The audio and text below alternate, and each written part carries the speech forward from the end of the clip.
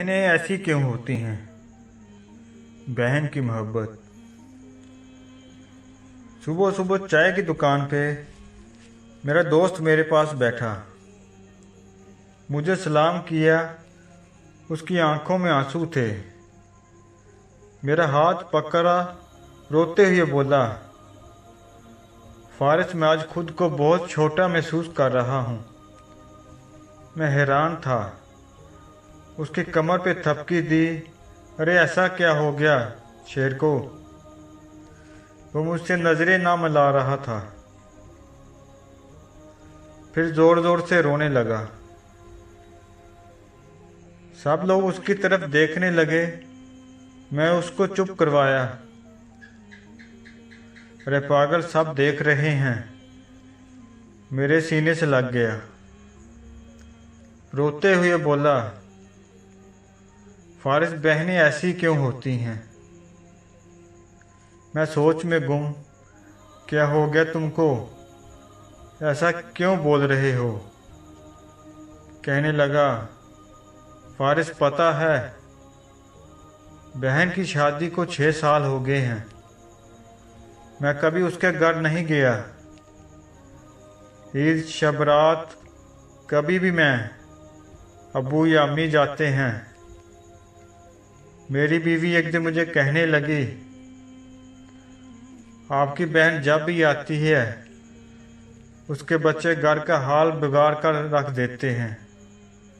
खर्च डबल हो जाता है और तुम्हारी माँ हमसे छुपा छुपा कर कभी उसको साबुन की पेटी देती है, कभी कपड़े, कभी सर्फ के डब्बे और कभी कभी तो चावल का थैला भर देती है। अपनी माँ को बोलो यह हमारा घर है कि खिरात सेंटर नहीं। फारिस, मुझे बहुत गुस्सा आया। मैं मुश्किल से खर्च पूरा कर रहा हूँ और माँ साहब कुछ बहन को दे देती है। बहन एक दिन घर आई हुई थी। उसके बेटे ने टीवी का रिमोट तोड़ दिया। मैं माँ से गुस्से में कह रहा था, माँ, बहन को बोलो यहाँ ईद पे आया करे। बस और ये जो आप साबुन, सर्फ और चावल का थैला भर कर देती हैं ना, इसको बंद करें। माँ चुप रही, लेकिन बहन ने सारी बातें सुन ली थी। मेरी बहन कुछ न बोली। 4 बज रहे थे। अपने बच्चों को तैयार किया और कहने लगी, भाई मुझे बस स्टॉप तक छोड़ाओ। मैंने झूठे मुंह कहा, रह लेती कुछ दिन, लेकिन वो मुस्कुराई, नहीं भाई, बच्चों की छुट्टियां खत्म होने वाली हैं। फिर जब हम दोनों भाइयों में ज़मीन का बंटवारा हो रहा था तो मैंने साफ इनकार किया, भाई मैं अपनी ज़मीन से बहन को हिस्सा नहीं दूंगा। बहन सामने बैठी थी। वो खामोश थी, कुछ ना बोली। माँ ने कहा, बेटी का भी हक होता है। लेकिन मैंने गाली देकर कहा, कुछ भी हो जाए मैं बहन को हिस्सा नहीं दूंगा। मेरी बीवी भी बहन को बुरा भला कहने लगी। वो बेचारी खामोश थी। कोरोना के दिन है, फारिस कामकाज है नहीं। मेरे बड़े बेटे को टीबी हो गई। मेरे पास उसका इलाज करवाने के पैसे नहीं। बहुत परेशान था। मैं कर्ज भी ले लिया, 1,2 लाख। भूख सर पे थी। मैं बहुत परेशान था। कमरे में अकेला बैठा था, शायद रो रहा था। हालात पे कि इतने में बहन घर आ गई। मैं गुस्से से बोला, अब ये आ गई है मनहूस। बीवी मेरे पास आई, कोई ज़रूरत नहीं, गोश्त या बिरयानी पकाने की, इसके लिए। फिर 1 घंटे बाद वो मेरे पास आई। भाई परेशान हो? मैं मुस्कुराया नहीं तो बहन ने मेरे सर पे हाथ फेरा। बड़ी बहन हूँ तुम्हारी, गोद में खेलते रहे हो, अब देखो मुझसे भी बड़े लगते हो।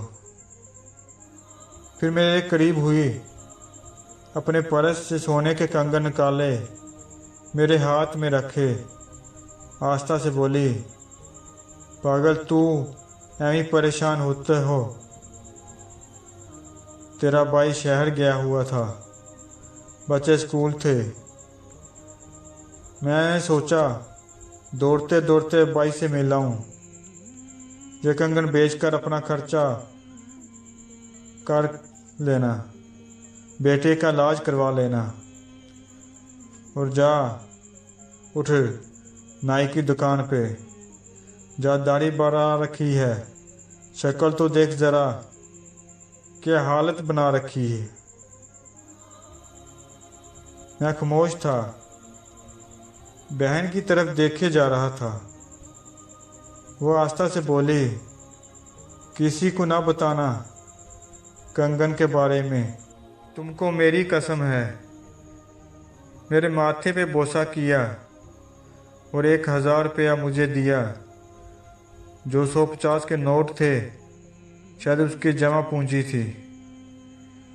मेरी जेब में डालकर बोली, बच्चों को गोश्त ला देना, परेशान ना हुआ कर, तेरे भाई को तनख्वाह मिलेगी तो आऊँगी। फिर जल्दी से अपना हाथ मेरे सर पे रख दिया, उसने बाल सफ़ेद हो गए। अब बाज़ार जाओ और दाढ़ी मंडवा कर आओ। वो जल्दी से जाने लगी। इसके पैरों की तरफ मैंने देखा, टूटी हुई जूती पहनी थी, पुराना सा दुपट्टा ओढ़ा हुआ था। जब भी आती थी वही दुपट्टा ओढ़ कर आती। फार्स बहन की इस मोहब्बत में मर गया था। हम भाई कितने मतलब परस्त होते हैं, बहनों को पल भर में बेगाना कर देते हैं, और बहनें भाइयों का ज़रा सा दुख बर्दाश्त नहीं कर सकती।